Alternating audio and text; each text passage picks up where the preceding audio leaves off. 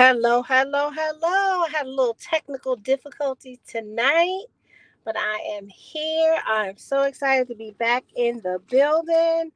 I had a little break last week. We all need a break, right?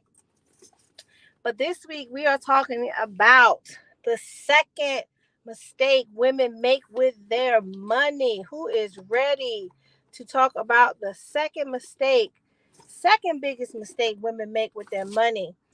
I think that for those of you who are new here, I'm your girl, Saran. I help women, high income women, go from chaos to calm with their finances. Chaos being can't handle any obstacle set, calm being control, abundance, legacy creation, and money mastery. And so that's what we do here. Um, every week we come together to we talk about money, mindset, and the spiritual tools needed to become wealthy. And this week we are talking about the number two mistake, the second mistake women make with their money, and those things that we can do to avoid them so that you can have better control of your money. But before we get into that, I always like to give an affirmation or two for you to remind yourself who you are, whose you are as you go throughout the week. So this week's affirmation is opportunities come to me frequently and abundantly. Opportunities come to me frequently and abundantly. And I want you to either say that to yourself 20 times a day or write it down or however you do to remember things. But we are retraining our brains to think abundantly. So last week we talked about the number one mistake. If you remember what that number one mistake is, put it in the chat. But that number one mistake is, I'll remind you, the number one mistake we make with our money is we don't learn about money soon enough. We just don't learn about money soon enough. So, but this week we are talking about the number two mistake. And if you can guess what that number two mistake is, you will be ahead of the curve. But that second mistake that we make is this. For those of us who are smart enough and savvy enough to save and or invest or put money away in our retirement accounts or different places, the number two mistake we make is when we borrow from those accounts, we don't pay ourselves back interest. We don't pay ourselves back interest.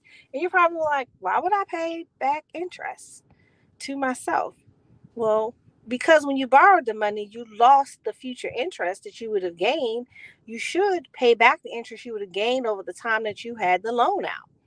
But let me give you an example and you'll get this. You just be minding your business and some friend or some family member calls you and they're like, hey, let me borrow $500.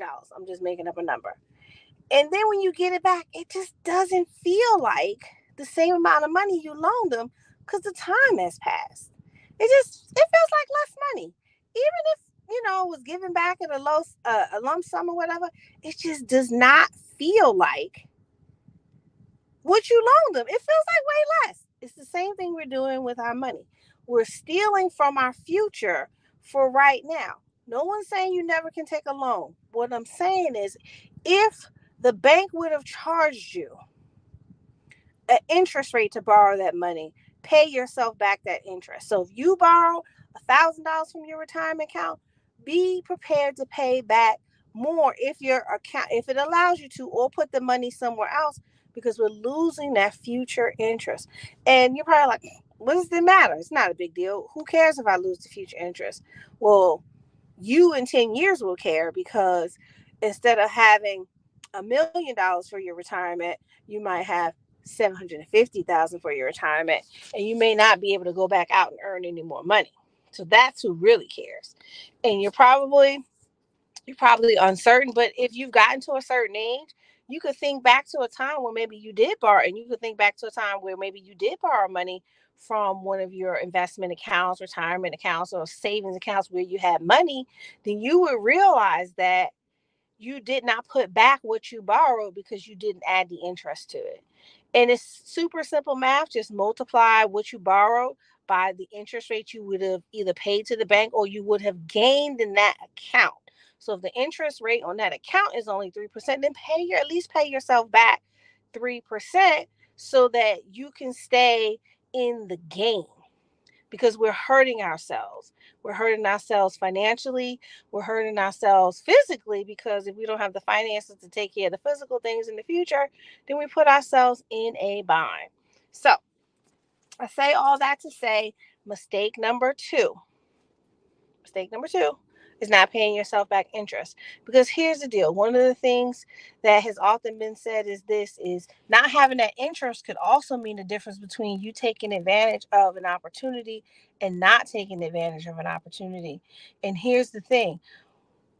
I've heard it said, and it's said this way, is I would rather be prepared for an opportunity than not have an opportunity and not and be prepared. I said it all backwards, but I would rather have what I need and be prepared for an opportunity now and not have an opportunity than have an opportunity and not be prepared for it when it's presented to me.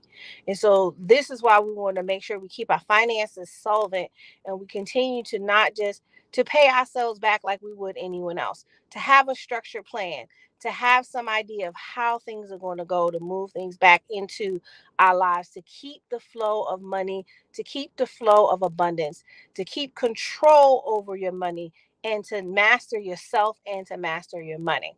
So, if you want more tips like this, you want to go on a deeper dive, you can join my community, Sister Sense Unblocking Your Path to Wealth. You can drop me a message in the chat that says shoot me a DM, but you can join a community of like-minded women who that's what we're doing. We're working on bringing our finances from chaos to calm.